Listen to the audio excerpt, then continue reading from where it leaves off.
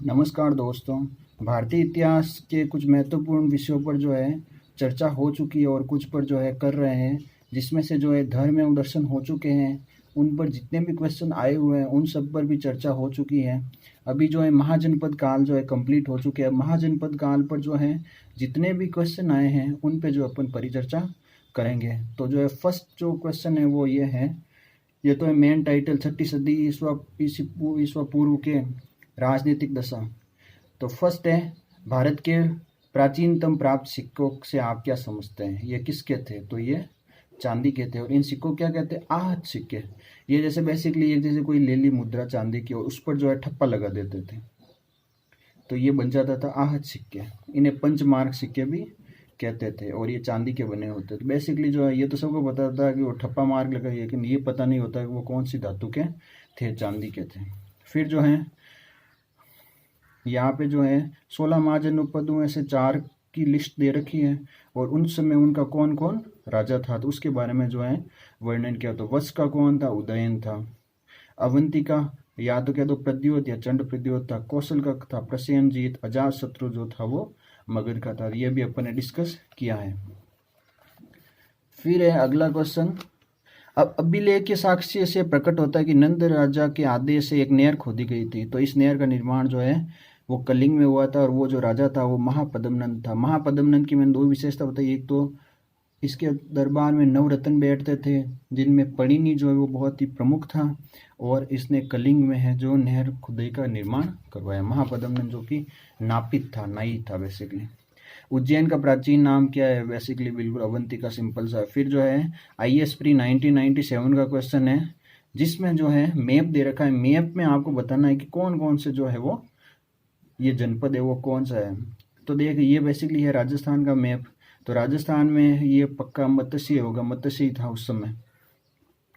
फिर जो है MP वाला बॉर्डर है ये, तो ये हो जाएगा अवंती उज्जैनी वाला, तो AB। फिर आ जाएगा वत्स कौशाम्बी काशी के आसपास का जो एरिया, गंगा घाटी के आसपास। और D जो है वो सबसे पूर्व में जो है मगध के बाद जो है ये है अंग। तो बेसिकली आंसर हो जाएगा C। तो ये अच्छा क्वेश्चन है। फिर जो है अगला क्वेश्चन है, पाटलिपुत्र के संस्थापक थे। तो पाटलिपुत्र का मैंने बता दिया था, जिसे पटना कहा जाता है, उसके संस्थापक थे उदयन। फिर चंद्रगुप्त को किस शासक ने सर्वप्रथम अपनी राजधानी बनाया? पाटलिपुत्र को किस शासक ने सर्वप्रथम अपनी राजधानी बनाया था? तो वो जो था चंद्रगुप्त मौर्य। निम्नलिखित में से किस राजा ने पाटलिपुत्र बसाया? पाटलिपुत्र जिसे आधुनिक पटना कहा जाता है, उदयन ने बसाया था। D for Delhi is the right answer. फिर जो है किस शासक द्वारा सर्वप्रथम पाटलिपुत्र को अपनी राजधानी बनाया गया? इसका भी वही उदयन जो है आंसर है सही। उदयनवास वद्धता की दंत कथा संबंधित है। तो ये भी मैंने कहा था कि जो है प्रथम हीरो बन जाता है और ये प्रेम का नायक है, और ये बेसिकली उज्जैन का, अवंती का है। फिर अगला क्वेश्चन इसी कड़ी में ये देखिए आप, प्रथम मगध साम्राज्य के उत्कर्ष की शताब्दी में था? तो 6ठी शताब्दी ईसा पूर्व मगध का हुआ था। मगध के जो कंप्लीट डिस्कस कर दिए। सबसे पहले जो है ब्रह्मदत्त वंश आता है, फिर हर्यक वंश आता है, फिर शिशुनाग वंश आता है, फिर नंद वंश आता है, फिर नंदों का पतन करने के बाद जो है मौर्य साम्राज्य आता है।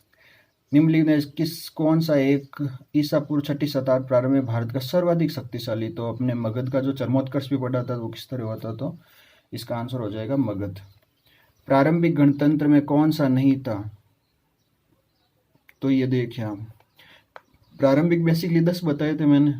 8 का एक ग्रुप का, एक और मल्लों का था 10। तो ये तो सब पारंपरिक है। लिच्छवी, शाक्य, योद्धे जो है ये पारंपरिक नहीं है।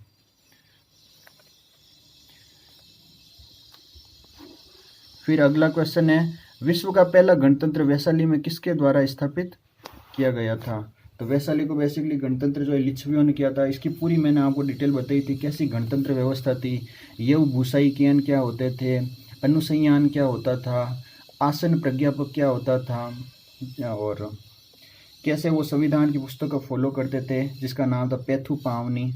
और इस तरह से जो पूरा डिटेल है। ईसा पूर्व 6ठी सदी में विश्व की प्रथम गणतंत्रात्मक व्यवस्था कहाँ है? तो वैशाली की है। पूरा मैंने बताया था कि अपन कहते हैं ब्रिटेन का मॉडल है, लेकिन नहीं, ब्रिटेन से पहले भी जो है यहाँ पर अपने मॉडल था। फिर जो है RS 2013 में है, कौन सा युग उपयुक्त जोड़ी है? तो लिच्छवी और चेटक वाला ये मैच कर रहा है। स्कंदगुप्त मौर्य नहीं था, गुप्त था। पार्श्वनाथ जनतांत्रिक नहीं थे, इक्ष्वाकु थे। बिंदुसार जो शाक्य नहीं था। तो बेसिकली चेटक और लिच्छवी वाला मैच कर रहा है।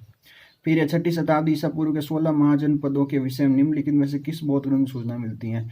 तो देखिए, बौद्ध पूछा है तो बौद्ध में कौन सा होगा? डी अगुत्तर निकाय। अगर जैनिज्म में पूछते तो भगवती सूत निकाय होता है। फिर अगला क्वेश्चन है, 16 महाजनपदों की सूची उपलब्ध है? बी अगुत्तर निकाय में है।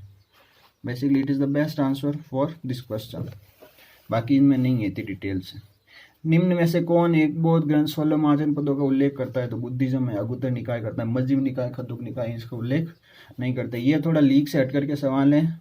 देखिए, महाजनपद युग के 16 जनपदों के नाम बौद्ध साहित्य में प्राय उल्लेखित होते हैं। निम्नलिखित में से किन जनपदों के नाम? पणिनि के अष्टाध्यायी। पणिनि जो है महापद्मनंद के नवरत्नों में से एक है। ये जनपद का तत्कालीन बहुत ही अच्छा वर्णन कर रहा है। तो उसमें से हमने को 5 ऑप्शन दिए हैं, उसमें पणिनि कौन से बताए वो इंपॉर्टेंट है। तो पणिनि बताए मगध, अस्मक, कंबोज। तो Magadh, Ashmaka, Kamboj, ABC right answer. और 2 और बताए, गंधार और सुरसेन। और बेसिक ये जो है 16 तो सभी बता रहे, लेकिन इसने बताया 22।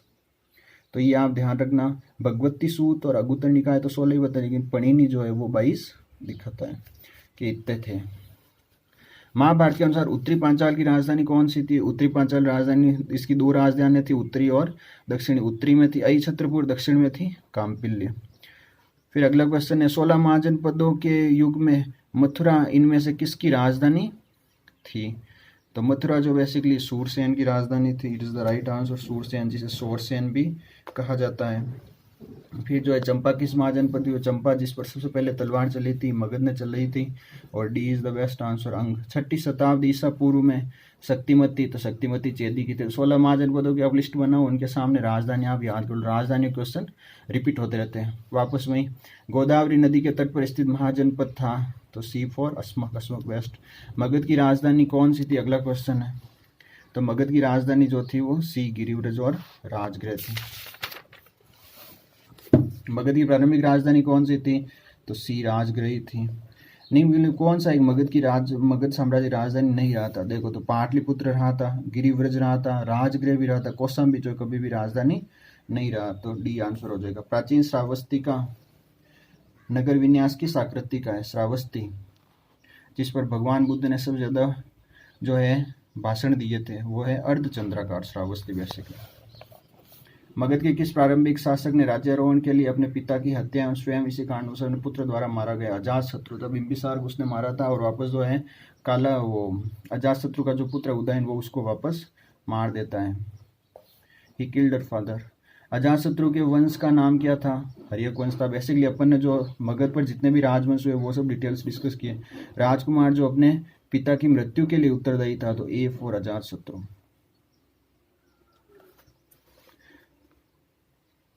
मालवा क्षेत्र पर मगध की सत्ता का विस्तार निम्न में से किसके शासनकाल में हुआ?